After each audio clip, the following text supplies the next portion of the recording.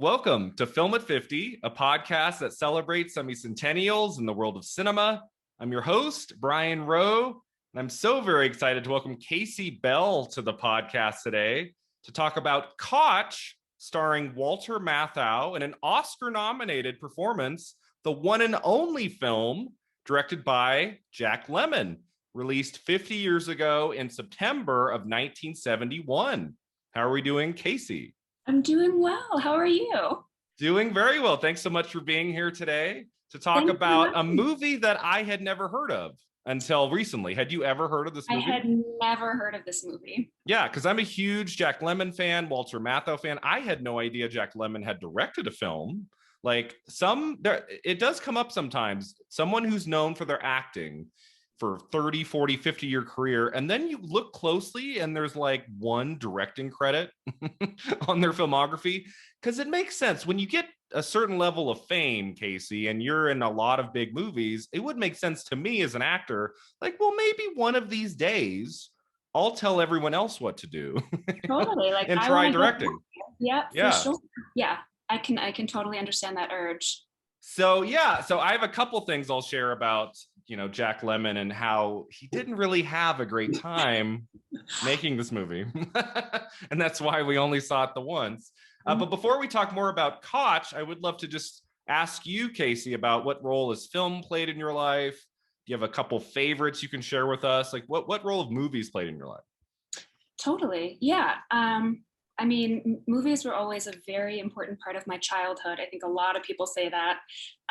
But my parents, one sort of like unconventional thing that they did in raising me and my sister was they didn't really like censor any films that we watched Oh, ever. cool. So I didn't watch a lot of like kids movies.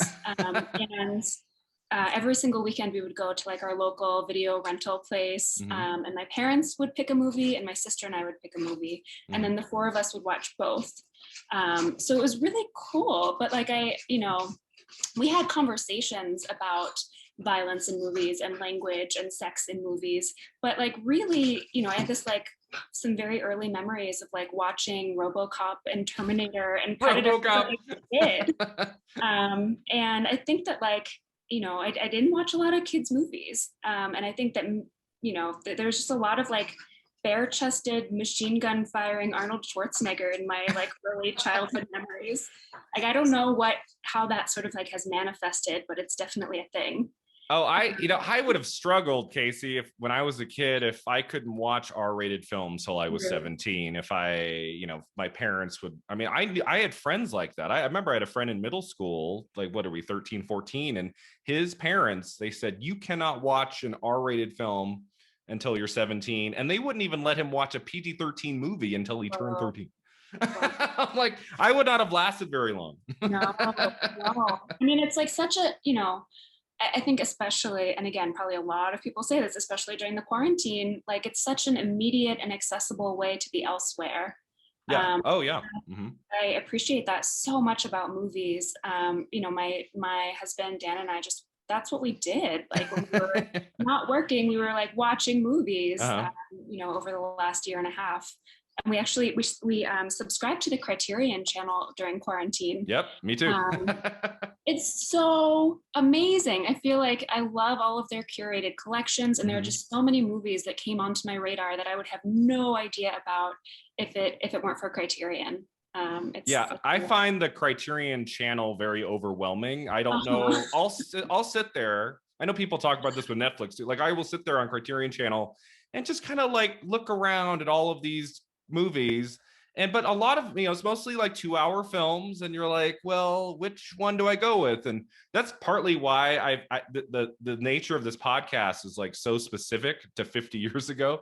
Film, it's pretty sprawling, and it's kind of intense to be like, I'm just gonna pop around and watch a 30s romantic comedy and then a 60s foreign film. My brain doesn't really work like that. I have to kind of focus on something. So that's why we talk about, this year in 21, we're only talking about films from 71. Yeah. So whenever I see a movie from 71 on Criterion channel, I'll watch it. But if it's some other year, I have to be like, well, do I have 2 hours? Okay. But it's so great. Yeah. There's a lot of like strange corners of film there.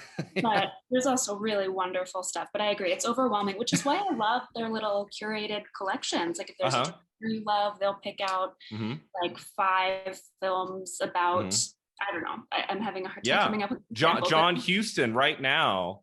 This episode will be airing in September. We're recording it in August.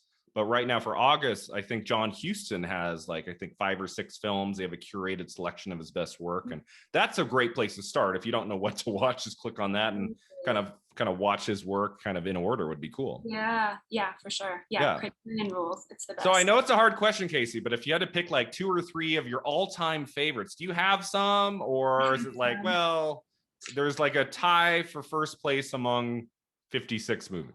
I thought about this question in like a couple of ways. Like I wanted to look cool, but also I wanted to be like honest about my like very basic nostalgic taste also. Yeah, you can say Wizard of Oz. It's okay. No, I think if I had to pick like one sort of like evergreen favorite movie for me, it might be Eternal Sunshine of the Spotless Mind. Ooh, good choice. And I saw it when I was like 18 or 19, and I think it just like struck me at such a like a vulnerable time of like late adolescence, early adulthood, like all of the flux and shift at that time. And it's just this like such a beautiful combination of this like surreal fantasy and tragedy and dark comedy. And I think it holds up. Like I still really love it. Oh, it's fantastic. And I was a huge Jim Carrey fan in the 90s, and to see his career progress beyond the comedy.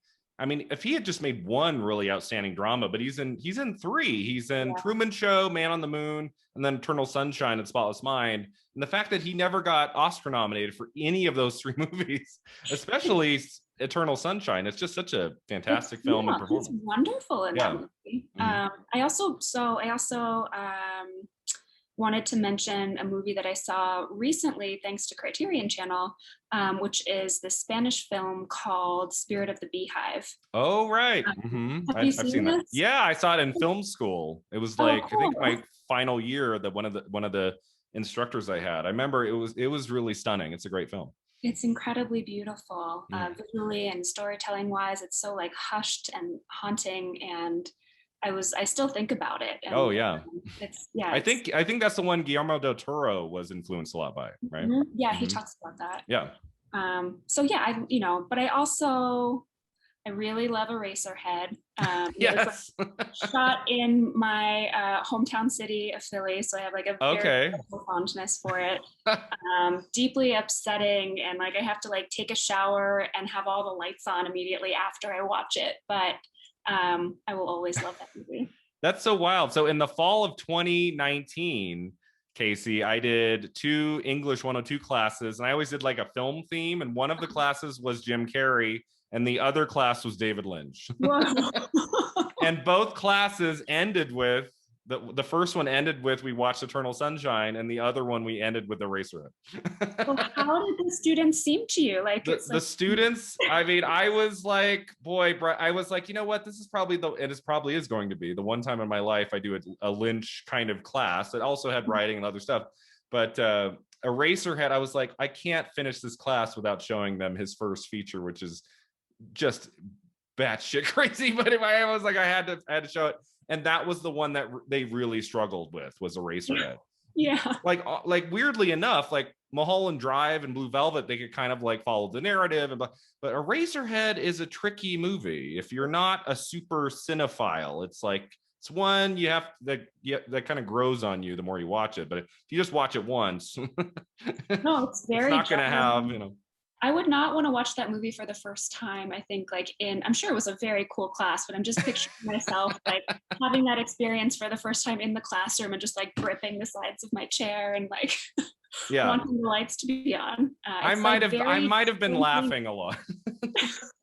Like the chicken scene, right? And what grandma does. I mean, I'm just like, oh my God, what what do these students think of me?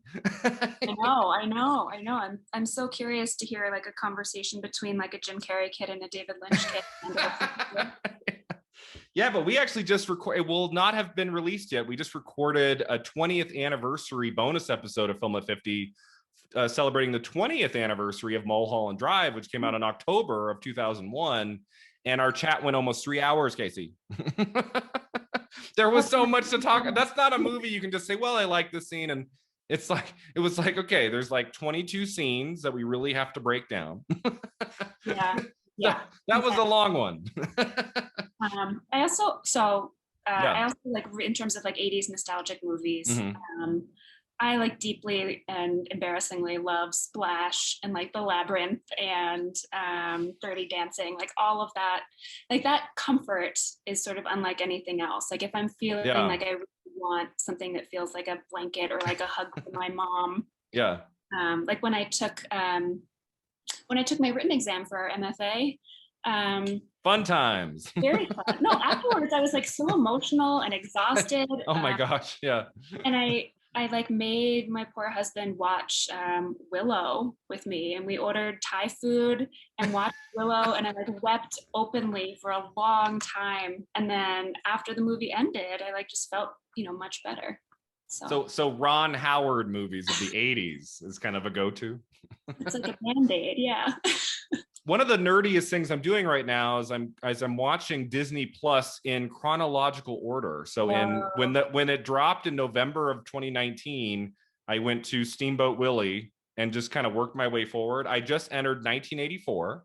Okay. And the next movie I'm watching, probably this week, is Splash. Amazing. Which I saw once as a kid. I don't really remember it. So I'm excited to watch it again. I think it's cooler as a kid. Like as an adult, it's like pretty like problematic, but it's still like lovely in lots of old-timey ways. I've heard the Disney Plus version, like you can't see Daryl Hannah's butt. Like they will not allow that on Disney Plus. So they like blurred it out in the Disney Plus version. That's so effed up. Isn't that ridiculous? Because that's what's like ruining children is like seeing a butt for 5 seconds. Yeah, I think Adventures. I heard Adventures in Babysitting from 1987 dropped on Disney Plus, and she has like a great moment in that movie where she drops an F-bomb, and they cut it for Disney Plus, which I guess makes sense. I guess you can't really have the F word on Disney Plus, but it's like a great moment from the movie. So it's like, well, maybe it should be on Hulu or something. I don't know. It should be on Hulu. I think Disney owns a lot. They're like slowly taking over every movie ever made, prior to 1990 will just be, it's under the Disney banner now. I feel like that's not good. They'll put up like Taxi Driver and Goodfellas. They'll do a Scorsese marathon and with all the bad language cut out. That's so dystopian, right? Like our world, our society is literally crumbling, and people are like, well, it's this like language in these movies. Yeah. This is why I believe in physical media. If you own it, they can't take it. Well, until they come to the door, I guess. Until they come to the door. Oh God, let's talk about something else. Yeah, so on to the next. So one other thing I want to ask you about before we get to Kotch, I should tell our listeners, we got to know each other in the MFA in Creative Writing program at the University of Nevada, Reno. You were 1 year behind me, right? Yep. So I had at least, I don't think I took any classes my third year, but my second year, you and a couple other new students, we were part of workshops. And so I wanted to just ask you just in general, kind of what was your experience like during the MFA in Creative Writing program? What was that like for you? It was really wonderful. Mm-hmm. I mean, I feel like I feel so privileged to have had that experience. And it was a real process of me kind of finding my voice, and kind of honing in on what exactly I had to say as a writer. Like I was not the kind of writer that enters with this very clear vision of what I wanted to execute. So it was very much like an experience of discovery and exploration for me. So that was really, really a very rich, rewarding, cool, introspective, and collaborative experience. It was, I mean, like the sort of funny thing about that program, not so much your cohort, but after your cohort, I became one of the very, very few fiction writers who did not write sci-fi and fantasy. Okay. So very oftentimes, like at the workshop table, I would be the only like quote unquote literary fiction writer, and that like I don't necessarily like defend or believe in those genre boundaries. But I think in the moment I found it sort of frustrating But in retrospect, I think it was kind of good for me to be a little bit of an outsider, and Yeah. to be, the one kind of looking at things a little bit differently, Hmm. and to have people asking questions that I just never would have considered, even if they didn't like end up making an impact on my work. They Hmm. kind of helped me understand how my work was landing, to people sort of outside of ways that I had thought about. Yeah, that's something I liked about our program. The year before you, the year where I was with you and some others, and everyone, even if there were 2 or 3 people writing fantasy science fiction, everyone kind of had their own style and voice. It got to Yeah, the point by the end of year 2, like we would get a submission. I wouldn't even have to look at the name. I would just know who it was after the first page. I know, I We know. all had kind of different things going on, and I did like that it wasn't we could only write literary fiction, which was something I think a lot of MFA programs still to this day. If you try to submit something that's genre anything, they're like, no.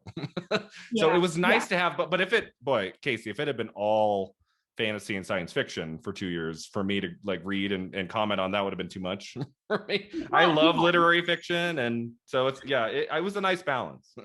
Yeah, I was very grateful to have your class 1 year ahead of me, and like Yeah. I mean, the people themselves were very lovely, but I remember definitely getting a lot of comments like, "Well, are we just supposed to assume this is Earth? Like, where, what kind of world building are you doing?" So You're like, yeah, no, this is Earth. This is today.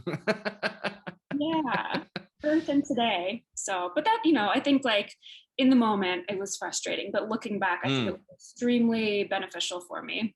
Yeah, no, it was great. And it was such a privilege to be able to spend a year with you and read your fantastic work. And I know you're getting published and stuff now, which is really exciting. And it's a grind, right? I mean, I wrote a story in 2020 that I love that I'm still sending out. I can't find a home for it, but you just got to keep going, and you got to see, It's because yeah, all it takes is one. Yeah. I know, but it's like so many Oh no's, my and God. just, like it really wears you Yeah, down. and they're all form. They're all, it's like they've had it for 8 months, and it's like, oh, I think that it would be good at this one. And then, dear author, it's No, like, really? I know, dear author, no, goodbye. And it's Yeah, like, yeah, it's tough out there, and I feel like it's getting tougher. yeah. Since the And pandemic started, and I think, I mean, literary journals, short story journals, it's got to be really hard right now. So I I'm know. sure it's even more.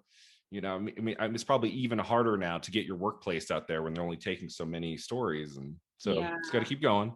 exactly, And exactly. while we wait for the next publication, we continue on with the Film at 50 podcast. Because what's cool about this, Casey, versus publishing and stuff, I get to just record this when I want, and then I publish it when I want. This is the self-publishing. Love it. I don't have to wait for someone to be like, well, no, this has to come out in December. You're like, no, I can drop it whenever I want. I can Yeah. do it on a Sunday morning at 2 a.m. if I want. I think if you're like writing and sending work out regularly, you have to, like, for your survival, have something in your life Other that's thing. not like that you're like, I control like when Mm-hmm. the hell this goes out. And Yeah, exactly. yeah. All right, so that takes us to our movie today, which is called Kotch, which I don't know about you, Casey, but so I looked like early in the year, like what are the 5 Oscar nominated roles for lead actor for 71, and it said Walter Matthau, Kotch, and for months I assumed that Kotch was going to be a detective thriller. I don't know why. It It just had sounds like the that. sound of like Bullet with Steve McQueen, Totally. or Chisholm with John Wayne, with 2 movies I've watched in recent years, and Kotch Yeah, it with seems like a Walter tough guy, Matthau. like hard-boiled detective. Yeah, it sounded like maybe like a film noir. I was like, oh, this will be cool in the fall. I can watch like a cool like detective thriller with Matthau, and probably in a dramatic role. He got an Oscar nomination. Probably wearing a trench coat. And yeah, which he would do in 1980 in a film called Hopscotch, which I think that played part of a role. Like I think I might have confused Kotch with Hopscotch, which is kind of like a detective thriller. It's been a few years. I remember. So I think that might have been a part. Maybe I thought Kotch was Hopscotch That's a fair mix-up, from I think. 1980. Yeah. But no, this is a very kind of sweet, gentle drama about an aging man, played by Walter Matthau at age 50, playing. I mean, how old is he in this movie? He's supposed to be like 75. No, I Like, think like in like his character in the movie is at least 75, right? Maybe 80. I think early 80s. I think maybe early 80s. Yeah. So interesting, which we'll talk about. So here's the brief synopsis for those of you who have no idea what this is about. So Matthau plays, his name is Joseph Kotcher, a retired salesman who lives with his son and daughter-in-law in LA. He loves spending time with his grandson, so much so to the point his daughter-in-law hires a high school student named Erica to replace him as the babysitter. Worse, she begs Joseph to move out of the house. He entertains the idea of going to a retirement home, but he ends up taking an extended vacation by bus up the California coast. It's during this time away he ends up connecting with Erica, the high school student who was like the babysitter at the beginning. She left town at the same time when she discovered she was pregnant, and Joseph and Erica strike up an unlikely friendship in the second half. It's kind of the rundown of Kotch. Anything I'm leaving out there that you think our listeners should know about the basic premise that I forgot? No, it's sort of like a weird buddy film. Yeah, like an old guy and a pregnant teenager, but not as creepy as it sounds, right? Well, did you find it creepy? So I did find it creepy, okay. and I kept trying to like watch it in an objective way. Yeah. And be like generous and open-minded, but I think I might be like too jacked up from living through Trump presidency and just living in our current moment. So I kept like just finding all kinds of different problematic things. Okay. Left and right. But I think that like I would have not been so hard on this movie if I felt like it wasn't trying to do some moralizing, if it was just like dramatizing this situation. But I felt like it was trying to do some moralizing. Okay. Mm-hmm. So I have like a lot of I like started out and I was like, I'm gonna make a list of like things I like and things that I don't like. Yeah. And I just have one list and it's like, things that I don't like. Interesting. I'm very mixed about this movie. I have a few, so I highlight things in yellow that I like, highlight things in orange I don't. Okay. Kind of arbitrary. Those are just the two highlighters I had, and it's just been going for a year now. It's mostly orange, like you. I have like 3 things that I highlighted in yellow, which we'll get to. But before we get into our overall thoughts of the movie, I did want to touch on some background of this film. So it was written by John Paxton, based on the novel by Catherine Tompkins. Mm-hmm. Paxton received an Oscar nomination for his screenplay of 1947's Crossfire. He wrote many other films of the 40s and 50s. His last screenplay produced into a theatrical film was Kotch. This was the last one. And so Casey was like, thank God.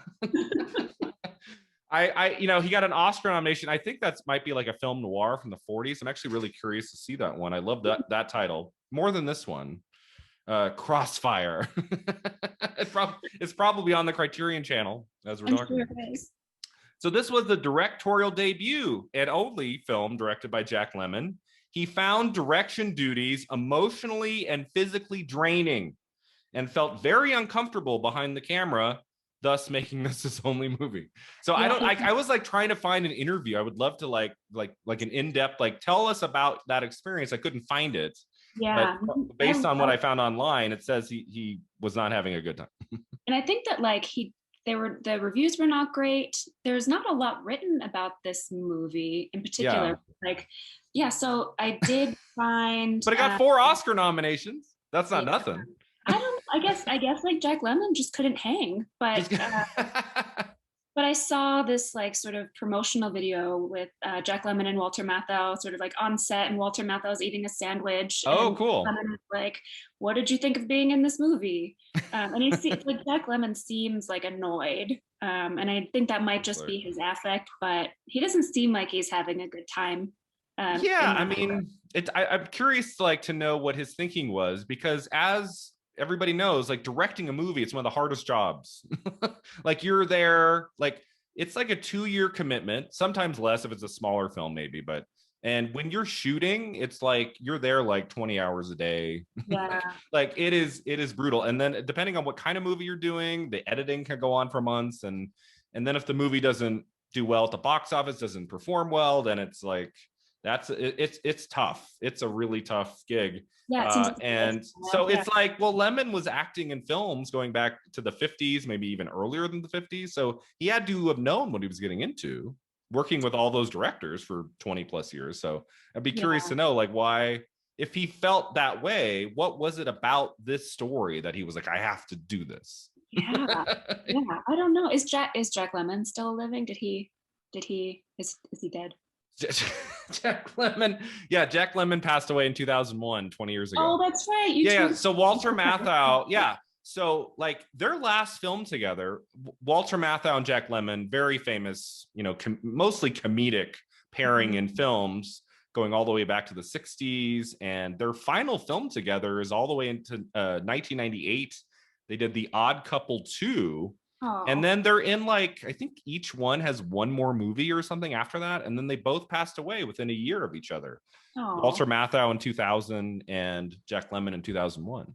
They're sort of like cosmically linked. They're definitely linked. I mean, it's, it was funny. I was like trying to think like, what are the 3 movies I love with Walter Matthau? And it's really hard for me to like place him outside of the work with Jack Lemmon. They're just so linked for decades. They did so much together. They weren't like Laurel and Hardy, Abbott and Costello, but they worked together a lot. They were great friends. And I think there's something I kind of love about that they, over 30 plus years, they were making a lot of films together. And here was a case where Jack Lemmon is directing the movie, not in the movie. I guess has a brief cameo. He's like sleeping next to Matt. But for the most part, isn't a part of this movie. He could have hired anybody to play the lead role, including maybe someone in their 80s or late 70s. But he goes with his pal Matthau, which I just found kind of interesting. Maybe it was a case of like he was a little nervous about directing, and he thought, well, I have like a known factor. Yeah, like almost like probably nonverbal communication with Matthau at this point. I can just give him a look, and Matthau will know what I'm asking him to do. Yeah, that makes sense. Yeah. So a few other things. So director Lemmons, his real life actress wife at the time, Felicia Farr, played the daughter-in-law, Wilma. This is the only time Farr was directed by her husband in a movie. They were married until his death in 2001. So they had a long marriage. So that's kind of neat. He cast his wife in that role of Wilma. Yeah, so he's working with like his wife and his best friend. Yeah, so I don't know. Maybe that was too much. Maybe he thought that would make it, awesome, but then not so much. Yeah, I like directing your best friend and your wife in a movie that for your first movie. Maybe he should have tried something a little smaller with like a different group of people, and then maybe on the second. A little distance, maybe. So this is it. So the producer Richard Carter, he wanted Jack Lemmon to play Kotch in the movie, and Lemmon read the script and he read it and he said, "I don't want to play Kotch. I want to direct this and have Matthau play the lead role." So there could have been a version of this movie directed by someone else where Jack Lemmon was playing the lead role. Jack Lemmon, who I don't know how old he was in 1970, 71. He must have been like 50 something. But he must have been around 52. So why is there no thinking of let's go for someone older? That's such a good question. That's such a good question. They were like, surely there were older actors available. Like, and it's so funny because like Walter Matthau does not look like that. He's got like silver hair, and they sort of put this weird white cast over his eyebrows, and they look sort of like a little. Oh, interesting. That's one of my positive. I bought him as an old man in this. Really? So you did not buy him at all as an old man. No, I feel like he was not like wrinkly enough, and I felt like he was very like mobile and just like walking up and down with no yeah. I mean, maybe I'm a little biased because he looks so vastly different in 2 earlier films we talked about this year on the podcast, A New Leaf by Elaine May and Plaza Suite, written by Neil Simon. And he just looks so different, and he plays the role so differently in Kotch that was one thing about the movie I could kind of go with. I was not sitting there scratching my head like, oh my God, this is clearly a 50-year-old man playing an 80-year-old. There were maybe some parts in terms of his movement you could kind of tell, but that's his eyebrows. It was his eyebrows that I couldn't stop like focusing on. Yeah. I don't know. Yeah, but no, I agree with you. I think this movie would have been a lot better if they just hired someone older. Yeah. I think Matthau does what he can here, but I think that Walter Matthau has always to me looked like the a same sort of droopy, like basset hound. Like he's got that sort of like, you know, I think even when he was a child, he probably looked a little bit like an old man. Yeah. But so he doesn't not pull it off, but I was like seeing. I mean, when I think of Matthau, I grew up on him in the 90s, so I've always kind of thought of him as an older actor in movies like Dennis the Menace and IQ and Grumpy Old Men.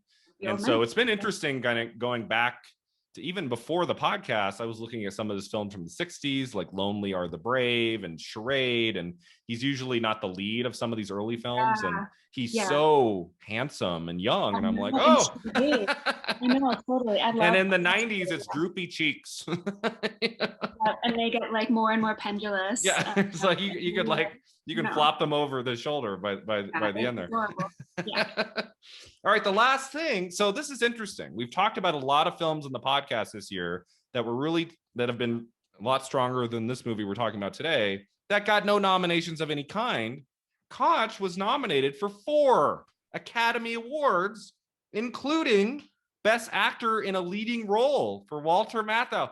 Of all of the movies, Casey, that came out in 71, some classic films like Harold and Maude, Clockwork Orange. I mean, I can go Straw Dogs, and what are some other ones that didn't really do that well at the Oscars? McCabe and Mrs. Miller. This Kotch got 3 more nominations at the Oscars than McCabe and Mrs. Miller. I don't understand how that could be. So yeah, this is really okay. The other 3 I get. Best film editing. Actually, I don't get that one either. No, it's not. It's the editing in this movie is terrible. It's really awful. It's so just banal. Like there's nothing of interest in the editing. Why was that nominated? There are like 2 flashbacks, I think. But other than that, it's sort of like through composed, right? Like it's very linear and like nothing sort of outside the box. I mean, no shade on Ralph E. Winters, but I do feel like you could have given this movie to somebody in their first year of film school and had Lemmon in the room and a script, and they could have put it together basically the same way. There was like no style, right? It was just sort of like I think it was very like so nominated for Best Actor, Best Editing, Best Music Song. That's always the kind of, sometimes that shows up in terrible movies. It's like it's the song where Life Is What You Make It. Did you recognize a great song in this movie? I missed that. No, it started and I was like, what is this terrible song? And best sound. So actually I take it back. I don't understand any of these really. It seems very arbitrary to me. Like sound in the last 20 years goes to like action films and movies that have a lot of interesting things going on with sound. Like Kotch got a best sound nomination. No scene where I guess the water sounds. Did they have to like change Walter Matthau's voice or something? I don't know. Maybe. But anyway, all right, let's get into it. So those are the I mean, I don't even know. I'm trying to think. I mean, there have been very few films I feel like I've talked about since February for 71. I'm not even sure if I've talked about a movie yet that got 4 nominations. Like we talked about Clute. That one won Best Actress for Jane Fonda. There might have been 1 or 2, but I'm not seeing it come September. I'm not seeing a whole lot of movies nominated for Oscars, Casey, that we have 4 nominations. At least nothing won, right? Then you would have been really pissed. Yes, I would have been furious. The Academy Award winning Kotch, we don't have to say. All right. So what are our thoughts about Kotch? So I apologize. I really do try to not ever have my guest be in agony for 2 hours while watching a movie. This one, I was like, it's Matthau in the lead. He got an Oscar nom. It's directed by Jack Lemmon, his only movie he ever made. I got to do this one. And the reviews online were so-so. All right. So what Casey, our general thoughts of Kotch. What did we not like about this movie? Well, I feel like I was really, really shocked to learn that this was based on a novel written by a woman. Okay. Because all of the female characters to me really felt like they were written by a man. Okay. And I don't know if that's something that was sort of like played up in the screen adaptation, probably. or if Catherine Hopkins was just, I mean, she was, I think she was maybe in her, geez, I don't know how old she was when she wrote the novel version. But she was born in the 20s. Okay. So I don't know. There's maybe some. I think it came out pretty soon before the movie was made. I don't think it was one of those books that sat on a shelf for 20 years. I think it might have been like late 60s the book came out. Yeah, I feel like I don't know what went on there or why this is, but the portrayal of women is sort of like continuously a problem for me in this movie. Right. They're either sort of like mean and idiotic or vengeful, you know, and like with Wilma, right, Kotch's daughter-in-law, she's sort of like mustache twirling evil. And like she's like popping sedatives all the time. She's annoyed by Kotch, who like, he has some like digressions, but nothing that warrants sort of like the level of venom that she feels for him. And then like in her dialogue, like there are all these little instances where she like mixes up phrases, like she's made to look sort of foolish. And then this is Lemon's wife. Yes. And then so there's this other part where Kotch at the retirement home, when he's sort of like walking around, he's like, he says to his son, "You don't want me to live with you anymore." And it's Wilma. I understand, like all women after they have a baby a year or so in, they just go completely psychotic and they get paranoid. And this has just happened to Wilma now. So I get it. And I had like flames shooting out of my ears as this thing was happening. And then at the end, right, when Wilma and Gerald come to ask Kotch to move back she's like, all these things that just like made my life completely miserable and that I hated, they were just unimportant. And I've realized that I shouldn't be so compulsive about them, and I'm not going to be anymore. Yeah, that was a strange reversal at the end. I didn't really buy that. I was like, what? You wanted him out of the house so desperately. There's like some like shortcuts taken in that character development, I think, and I was not having it. And then so the scene where Kotch picks up the baby that he doesn't know from the swimming pool at the park. Okay. Can we talk about this? What was it, a baby, or was it like I thought it was like a little bit older than that. Toddler. Maybe. It was like a toddler. It was a girl, right? It's a girl. And he slaps her on the butt. So she's like, he's like walking through this park. There's a swimming area and there's a sign that says like for children under 8 and mothers only. Yeah. So he's like walking past and he sees this little girl in the pool and she's like crying. She's not like dying or drowning or like, she's just crying. And so he like walks over and plucks her out of the pool and like towels her off. And then says like, "Go off to your mama," and like slaps her on the butt. Like pretty innocently. Given that he doesn't know this child, like I didn't read that as like an overtly sexual intention from him in any way. But then there are these like 3 mothers watching, and they sort of like are watching this unfold. And when he pats this little girl on the bottom, they get really upset. They stand up, and then there's this like circusy music. Like, look at these hysterical, crazy women all worked up again. And then I don't know if you notice this, but as the moms are walking over to the water, the camera angle zooms in on their 3 butts. And like circus. Oh, Jack. Jack. The actual hell.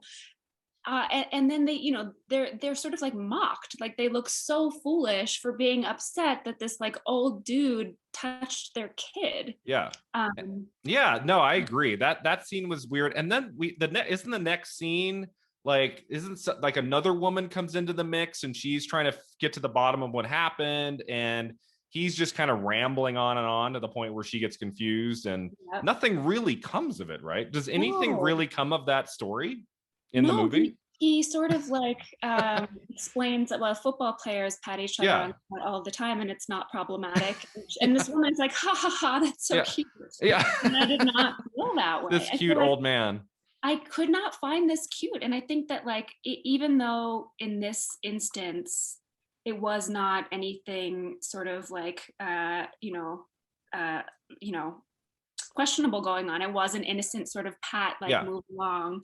I think that the overall message, which is that like women are so crazy about Yeah. like, and old men are Look at just these so women. innocent, and old men get such a bad rap, and but really they're just helping out, and we just don't understand because we're Yeah. so, and I was that bothered me.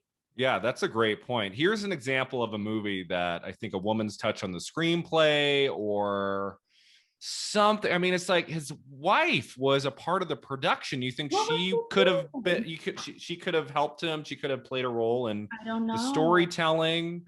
Yeah, I mean, it's probably one of those things in 1970, 71, whenever they shot this, like Jack Lemmon's a huge movie star. Matthau's a huge movie star. They probably just did what they wanted on the set of this movie without anyone really interfering or Really? saying, maybe you should think a little bit deeper about some of these female characters and what they can bring to this. Well, and It's I think like, I think that like it read differently when it came out, and it true. made me very like appreciative of the, even though it doesn't seem like it, we've made a lot of Oh progress, yeah. and I'm very grateful for that. I have more problematic things related to female characters. If you're interested, we can Yeah, also. no. Let's go into that because I'm interested in hearing more of your thoughts on like Erica and stuff. So yeah, what else do you have? Yeah. So I think my theory is that the only reason why this like buddy sort of camaraderie can take place is because Erica is a child, right? She's like 15 Okay. years old. She's Mm-hmm. she's very young. She's sort of like in this very precarious position. She's pregnant. She Mm-hmm. is in need of financial support. She doesn't really have the support of her, like her mother has died.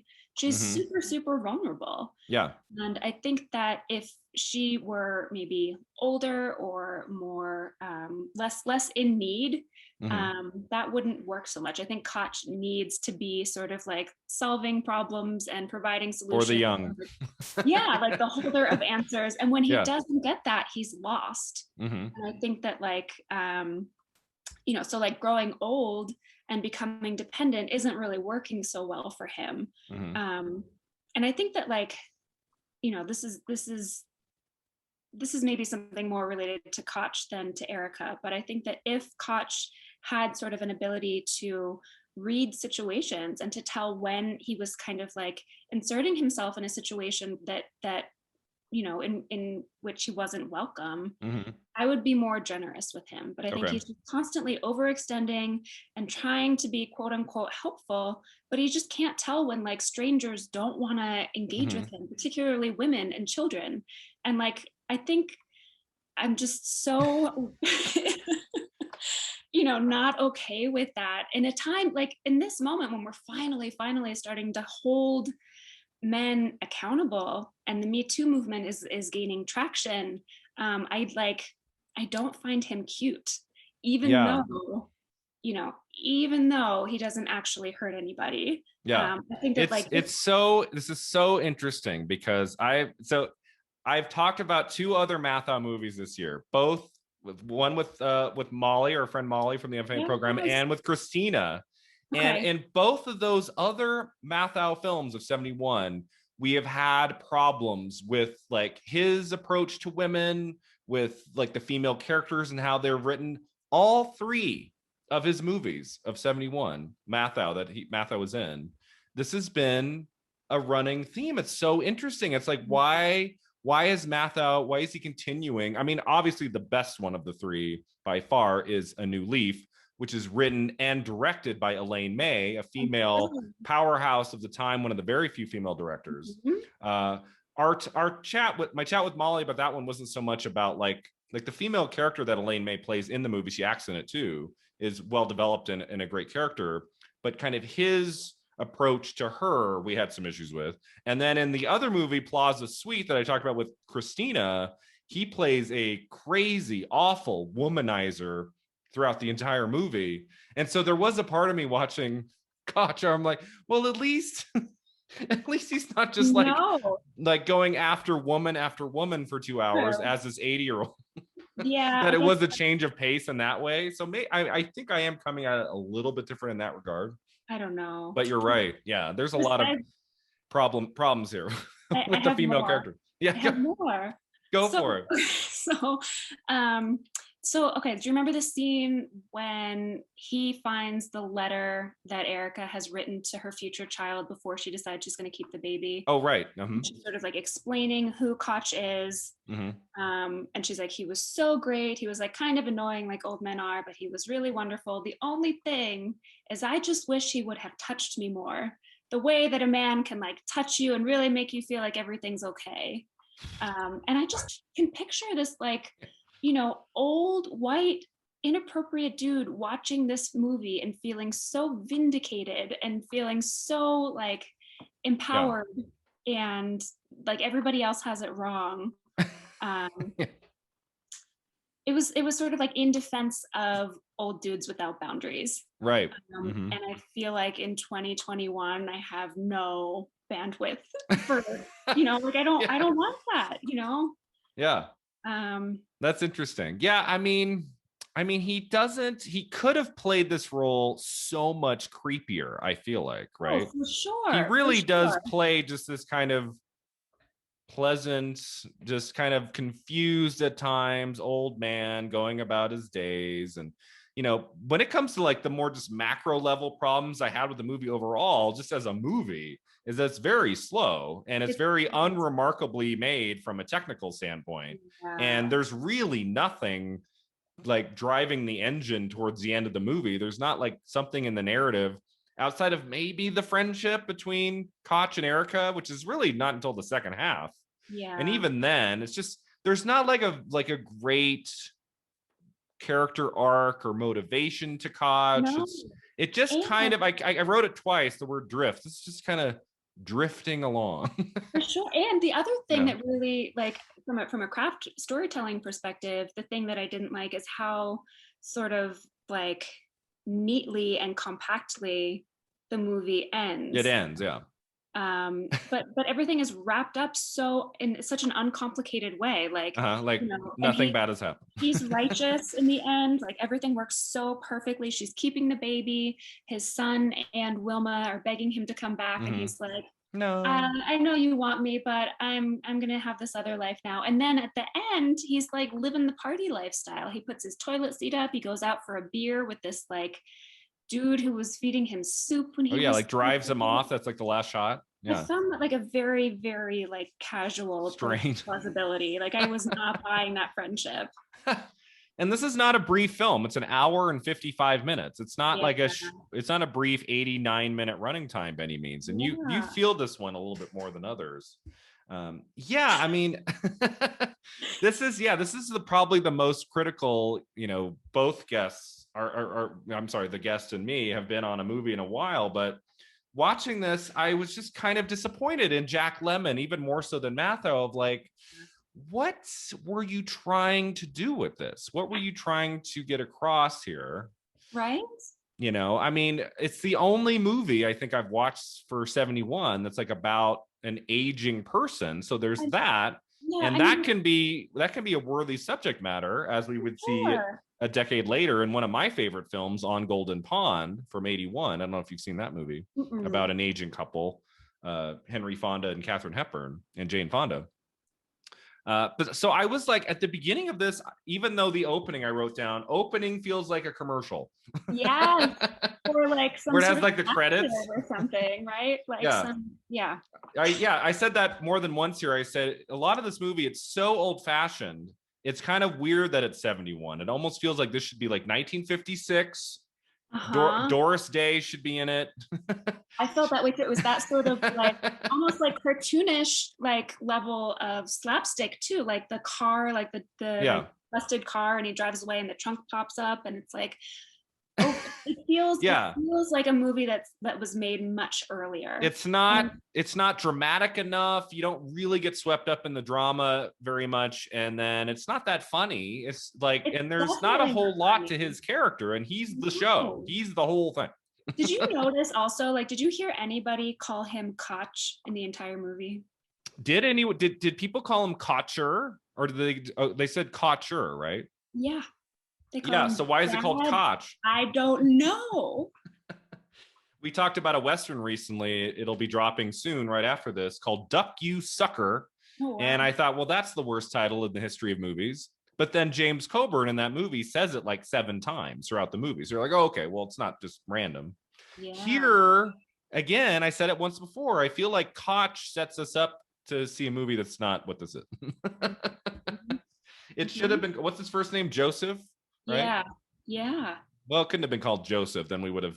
It's like a religious I film. don't know. Maybe I feel like I would have known what I was getting into a little bit if it was just called Joseph. Joseph. I don't know. Walter Matthau, older. That's could have been the title. Yeah. So okay. So moving past that, what some other issues? Anything to do with craft, or what else did you write down?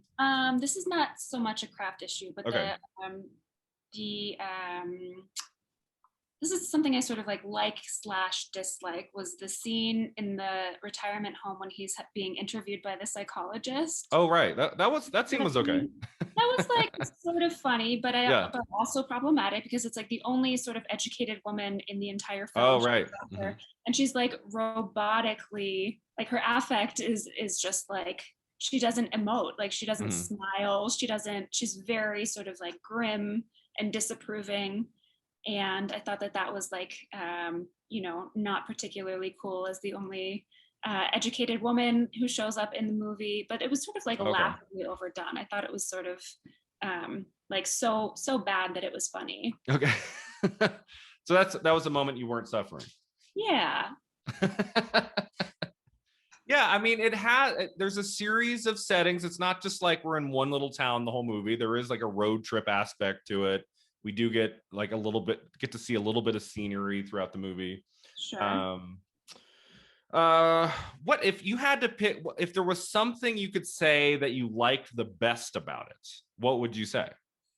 Something that was not terrible. Oh, okay. I have something. Okay, what if it's like an indictment against the ways that our culture sort of, makes older people feel dismissed or like they don't have any sort of like meaning or power, the way that we just sort of shoo them away. I think that this movie in the abstract is maybe like a plea to reconsider that and to maybe like have a little more nuance in mind when we're judging people. Yeah. Okay. Yeah, I mean, if there's one disagreement, I did kind of like Matthau's performance in this. Okay. Like maybe partly because of those first 2 movies earlier this year where he played such like a womanizer, and this one he was so sweet and gentle. It kind of reminded me a little bit of his performance later in Dennis the Menace, which is a movie I loved as a kid. That was the first film I saw him in from 1993. So maybe it was just something to do with that. I don't know. Did he deserve to be Oscar nominated for this? No, but I didn't hate his performance as much as you did. If there was one thing that got me through the movie, it was just spending time with Matthau, who is just an actor I find kind of charming, no matter what role he plays. But this is a time of his career he's not picking the best projects, as we'll talk about at the end segment. There's one coming up almost right after this, just a couple years after this. It's much better than anything he did in 71. And I wrote down, I said, I like that Jack Lemmon directed something that was kind of in his comfort zone in terms of its tone. Like if he had tried to do like a thriller or something, that I think could have been worse. Sure. If Lemmon had just like gone out on a limb on something that he was really uncomfortable in, a genre that he was not set up for. I was like, well, at least he kind of did this story that he's a little bit more plays into his sensibilities. But I think what the movie teaches us in film history is that Lemmon was meant to be an actor. You know. Totally. Yeah. So anything else you wanted to say about Lemmon as a director or the performances? Anything else you want to say about either of those things? I mean, Lemmon's direction here is just so pedestrian. This could have been made by anybody. There's nothing, there's no, it's not even just style. Sometimes I like when a director puts a little bit of his or her voice in the movie in some way. Yeah, there's and no. I don't know what connection does 50-year-old Lemmon, or however old he was when he made this in 70, 71, what connection did he have to this material? It almost seems like he read the script when it was like offered to him to act, and he said, you know, I've been thinking about directing for 10 years. I could see my buddy Matthau in this. How about I try it? I'll try it with him. And maybe it wasn't even so much he put a lot of thought into it. Maybe he said, well, I've been thinking about directing. Let's try it. I'll get Matthau. But from what I read, he wasn't comfortable on set. So I think early on, he probably realized he had made a mistake, but he was already like in the production. So he had to keep going. I don't know. I can't imagine when this was all said and done, he was like, great job, Jack. No, I don't know. He never did it again. Maybe they were both at their, Lemmon and Matthau were at a point in their careers where they had like enough good stuff in the bank that they were like, let's just try. Yeah. And Matthau directed a film in the 50s, like a really like very little seen movie from like 56 or 7 or something. Is it good? I don't know. I'd never heard of it before. I think the rating on IMDb was pretty low. But so that was also, I'm like, okay, so both of these guys directed one movie. In their long career as actors. Kind of interesting. Yeah, none of the performances really stood out to me outside of Matthau. I mean, really, both the male and the female characters outside of Matthau are very just underwritten, kind of one notes. One thing I did like was that Lemmon does not play, like usually when an actor director they'll show up in a scene of the movie, like at the end. I could have seen Lemmon showing up to play a kooky doctor or something. I kind of like that he just stayed out of it in that regard. I don't know. Maybe his presence would have made this better. I don't know. What would have made this better. All right. So that takes us to my final question about the movie. So I'm hoping we could improve on some things. If someone were to take just the general story and the main character of this movie, Casey, and make it in 21, what would need to change? How would we make this a better film? I think we make it from the pregnant teenager's point of view. Yes. I think that would solve a lot of... and have him be the supporting role. Yeah, absolutely. Absolutely. Oh, that's a great point. Yeah, I say that a lot. A lot of these films, 70, 71, it's the biggest problem with doing a podcast about films of the 70s is that 99.9% of them are made by men, and it's like hard.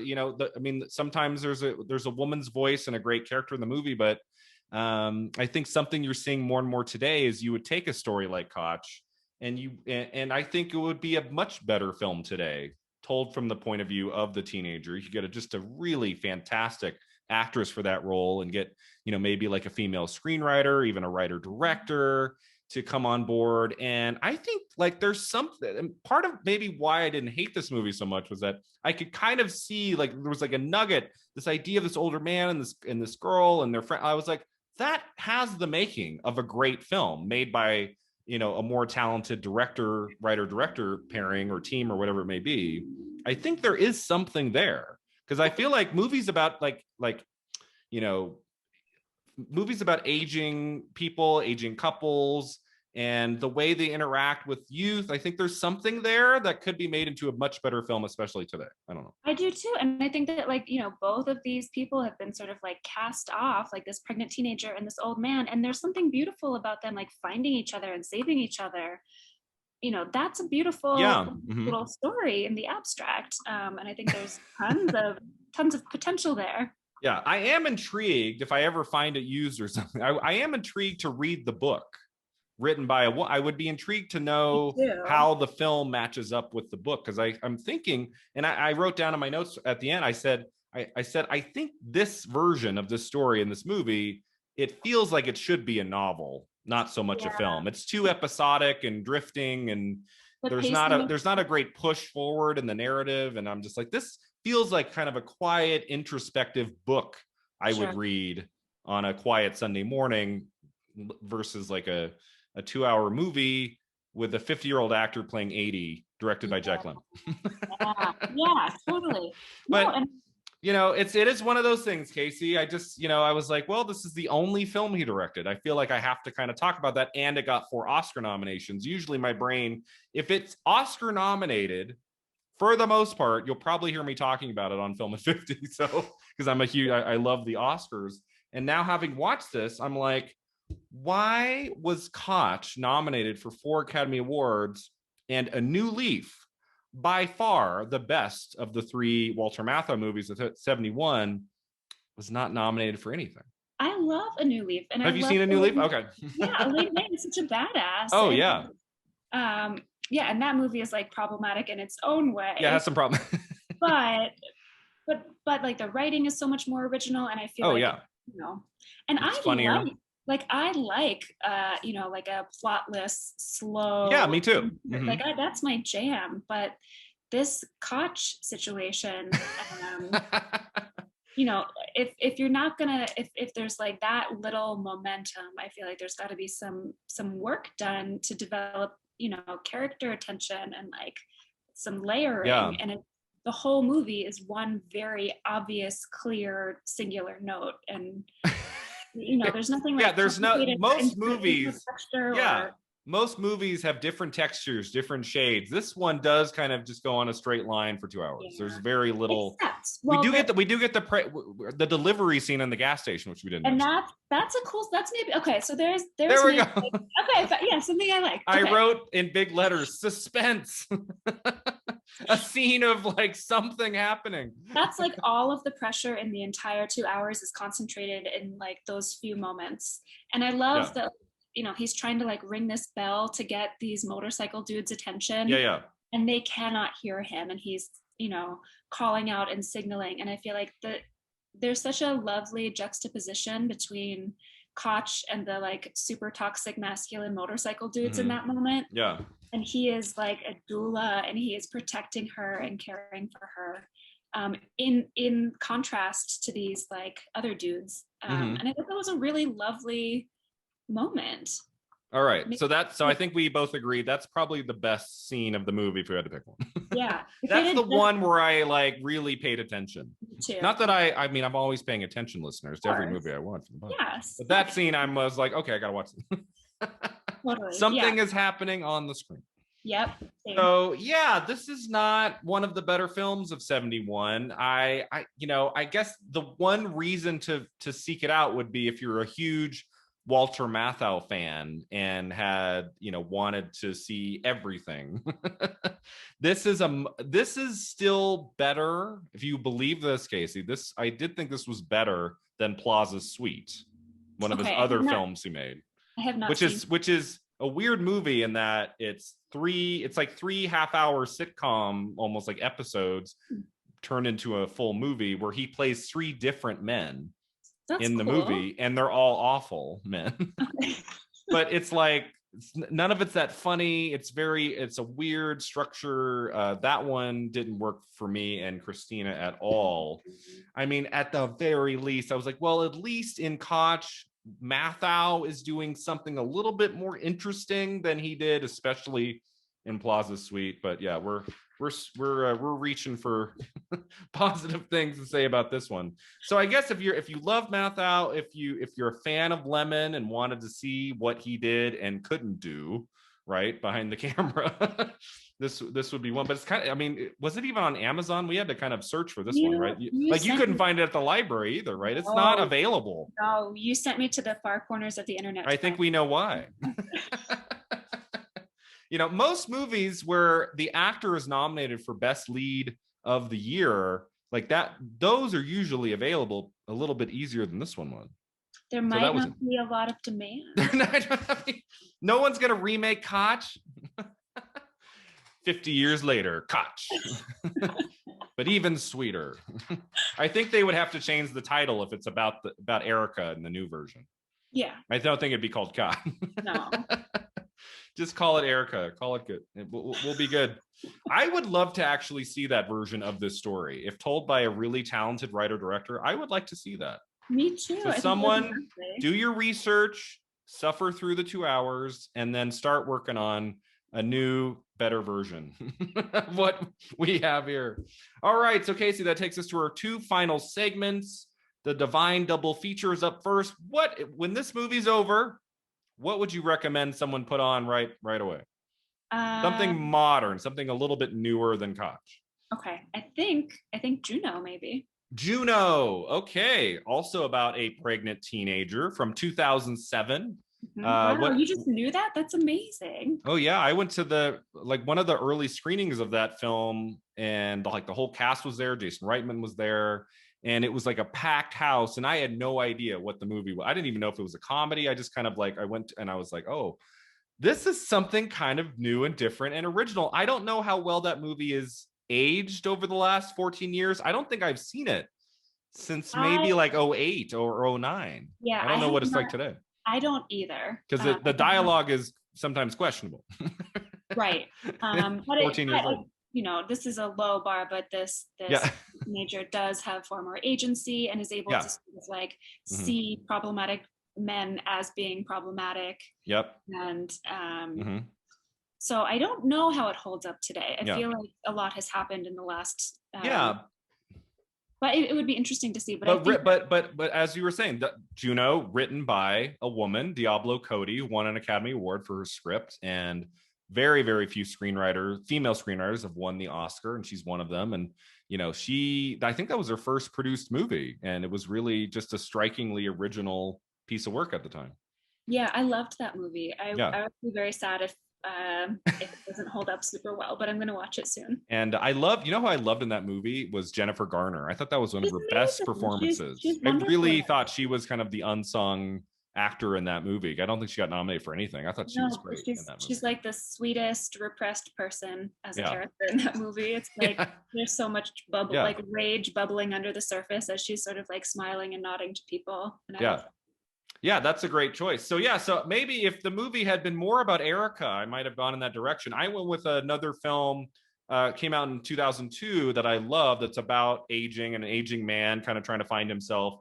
Have you seen About Schmidt with Jack Nicholson from 2002? I think so. It was his last great leading role in a movie. I mean, I guess the next year he's in Something's Gotta Give with Diane Keaton, which is a lot of fun.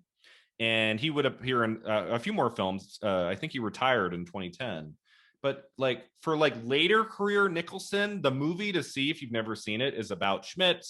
He is an aging man trying to find himself, and he goes on a kind of like what Kotch does in the he puts everything aside after his wife passes away, and he goes on a cross-country trip, and he meets with a lot of different people, most of them younger than he is.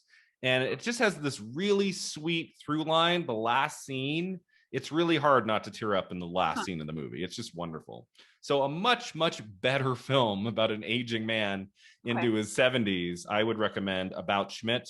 Also a fantastic supporting performance by the great Kathy Bates. If you like Kathy Bates, you also must see this movie. She's great in it, and she and Nicholson have a great chemistry together. It's really fantastic. There's another in terms of, there aren't a lot of really great films about elderly people. One that I've always deeply loved is Cocoon. Cocoon. I don't know if I would, maybe I would watch Cocoon. Is that Ron Howard too? Isn't that Ron Howard? 80s, let's do an 80s Ron Howard marathon, which I believe begins with Night Shift with Michael Keaton in 1982. Into Splash, Cocoon. I believe he ends the deck, and he did Willow, right? Isn't that Ron Howard? Yeah, Ron Howard would bounce around different genres. He was one of those directors who did different things, and believe he ended the decade with Parenthood. So that'd be a good, it'd be a good weekend. Yeah, I would do that. Yeah, the other film that always comes to mind about aging, that I saw it because it was nominated for Best Picture at the Academy Awards for 2012. It's such a hard watch, but it's a great film, and that's Amour from 2012. It was a foreign film, it was nominated for Best Picture at the Academy Awards, amongst like a lot of other more, kind of standard American films. And it's Michael Haneke, I believe, directed it. And it is hard to get through, but it is a beautifully made movie. And if you can, about aging and all of its just rawness and just really sad and just so well done and acted. Amore is another good one. Okay, I'll have to watch that. All right. So we've talked about Matthau twice before. I don't know when I'll talk about him again. So let's end the conversation talking about Mathau's career in Beyond the Flick. So if you had to pick 2 or 3 of your favorite Walter Matthau movies, like what would you go with? I think Charade would be Charade is so great. I love Charade. It's such a good movie. And I love just sort of like the color palette. It's this like spy thriller, Audrey Hepburn, Cary Grant, and Walter Matthau plays this sort of like sneaky, you don't find out. Well, should I tell people how it ends or no? Well, yeah, don't say that one how it ends. But he is kind of like the seedy character of the movie, right? Yeah. It's been a while. Yeah, you don't find that out for a little bit. Yeah, but what I saw that movie once. I can't wait to watch it again. I've been meaning to revisit that one. I might do every year, Casey. I pick an actor and I watch their whole career. Oh, wow. I did it last year for Joan Crawford. This year for Betty Davis, and on like New Year's I'm going to watch Whatever Happened to Baby Jane, which I haven't seen in a long time. I'm thinking about doing Cary Grant. Like I've always loved him, and I looked at his filmography a few weeks ago, and I've only seen like 7 or 8 of them. Like of all of his movies, he's in so many, like hundreds of movies. But he worked with Hitchcock, my favorite director, 4 times, and for my money, Charade is the most Hitchcockian movie that Hitchcock did not make. I thought for a long time that it was a Hitchcock movie. It feels so much like a Hitchcock movie. Yeah, note by note for sure. So yeah, that's a fantastic choice. That is in my runners up. What's another one? Purely for nostalgia, I think IQ. IQ with Meg Ryan. So sweet, right? And there's Tim Robbins in that movie also. Tim Robbins, and he plays Albert Einstein. Einstein. Walter Matthau plays Albert Einstein. And I think it's like he's so perfect for that role, and he looks so sort of like lovable and sweet and kind of like doofusy too. Yeah, and it's just like so sweet, and he's perfect in that role. Yeah. Mm-hmm. Yeah, those are 2 great choices. Do you have anything else? Well, I do love him in A New Leaf. I think. Oh, A New Leaf, yeah, that would be in my top 5 for sure. Yeah, absolutely. Yeah, New Leaf is his best film from '71 easily. Yeah. So, what are yours? So it's interesting while looking at his filmography online. I'm like, this guy has to be in 10 to 15 movies that I really, really like. He's really not in a single film that I love with a capital L. There's not one that I'm like, oh my God, I have to watch this once every 3 years. It's so great. But he is in a lot of really, really terrific films. My runners up, A Face in the Crowd by Elia Kazan. That's the first film, one of the first films he did in the 50s. Lonely Are the Brave, I just saw on the Criterion Channel a few weeks ago. This kind of dour 1962 black and white Western starring Kirk Douglas and a very young Gina Rowlands, like early in her career. And he plays like the sheriff. He has a supporting role in it. He's great. I also put Charade, Fail Safe, a political drama thriller from '64. The Fortune Cookie, also starring Jack Lemmon. I should have looked at, I wasn't sure if that was the first film they collaborated on together from '66, but that is the movie that won Walter Matthau his one and only Academy Award. The only one he won for was for supporting actor for The Fortune Cookie, a great comedy from the 60s. Cactus Flower, the debut film of Goldie Hawn from '69, also with Ingrid Bergman, is a great movie I discovered 2 years ago. Before I started the podcast, I was watching films from 50 years ago. And then last year I said, let's do something with this. Let's do a podcast. I also said A New Leaf, The Sunshine Boys, great comedy from the 70s. The Bad News Bears, right? The original. Yeah. For a sec, I went, wait, was that Matthau? Yeah, that's Matthau. I was thinking of the remake. I was like, wait, no, the 70s version. Have you seen The Bad News Bears? I've only seen it the once. I remember problematic. Yeah. And I like a lot of these movies, but what year did the remake come out? Was that in the 90s? The remake was 2005, and I believe it's Billy Bob Thornton, directed by, of all people, Richard Linklater. Oh, really? Kind of indie director, did one of his few studio movies. That's interesting. Hopscotch from 1980. That's the movie I think I thought Kotch was. More of a detective movie, really fun. JFK from 91 by Oliver Stone. It's like an ensemble of 50 people, including Jack Lemmon in that. That's probably the least Jack Lemmon, Walter Matthau-ish movie. It's JFK with Kevin Costner, but he's in that. Dennis the Menace was the movie I saw as a kid that I loved him in that. I haven't seen that movie in 25. I mean, I'm almost certain it probably doesn't hold up today, but yeah. I liked at the time. I remember liking him in it at the time. And then the grumpy old men, IQ, Out to Sea from 97, also with Jack Lemmon. Like the last few movies I think Matthau did was with Lemmon. Out to Sea is they're on a cruise ship. And then their last movie together, it gets so much crap. I kind of like The Odd Couple 2 from 98. And I said this to Molly earlier this year. I like that movie because that's the last movie I remember seeing in a movie theater with my grandparents. Oh, on my dad's side. I moved to Reno in 96 and they stayed in Sacramento, and they would only come up to Reno here and there. And that's the last movie I remember them taking me to in a theater was The Odd Couple 2. And I still remember my grandpa laughing hysterically for many parts of that movie. So that one has a special place in my heart. Odd Couple 2. I know people say it's terrible, but I don't know. It's not bad. So my top 3 would be Grumpy Old Men. I think that's a better sequel where Walter Matthau romances Sophia Loren. And Anne Margaret is in that as well. The best drama I've seen him in is The Taking of Pelham 123 from 1974. So we will get to that in a few years. That's probably the best dramatic role I've seen him in. A movie that was later remade with Denzel Washington and John Travolta. You might have heard of that version. That came out in 2009.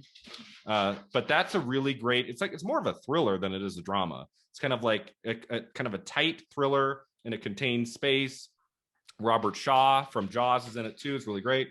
And then if I had to pick my favorites, especially since we're kind of been talking about Lemmon and Matthau so much during this conversation, it would be 1968's The Odd Couple, the first one from 68. Have you seen the original Odd Couple? I have. Okay.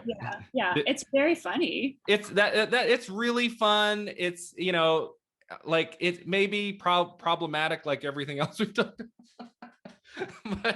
But if I had to pick, like, if there was one movie I'd have put on tonight starring Matthau and Lemmon, I'd probably put on The Odd Couple. I think that's the one where it really captured their personalities and their talents and their skills just really well in a comedy like that. Also by Neil Simon, who wrote Plaza Suite, which we talked about earlier this year. Matthau likes to work with the same people a lot, would you say?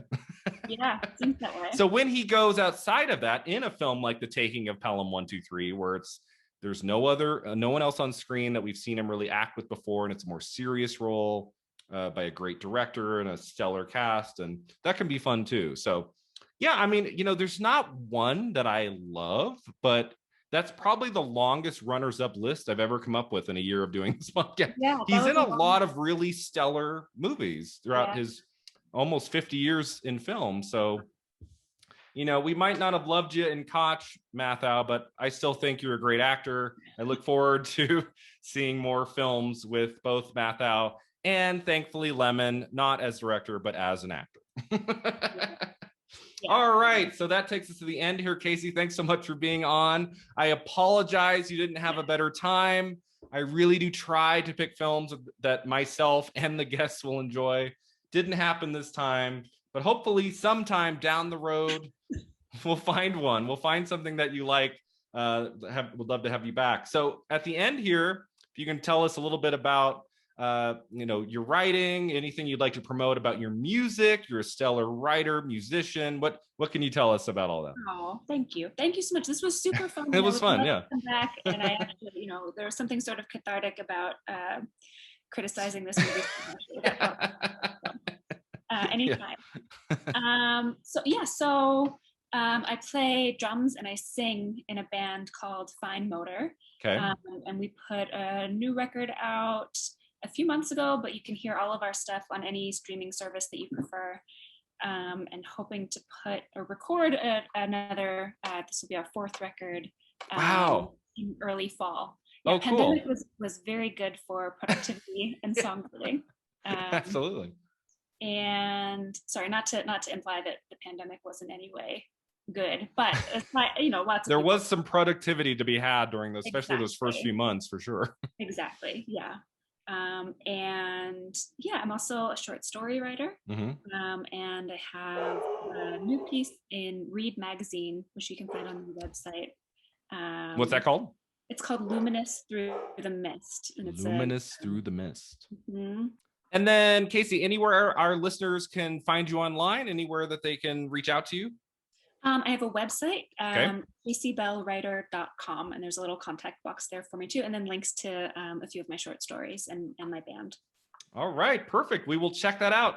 So thanks again, Casey, for being here today. And thanks to all of you for listening. You can find us online at filmat50.com. We're on Facebook, Twitter, and Instagram. And until next time, remember, 50 never looked this good.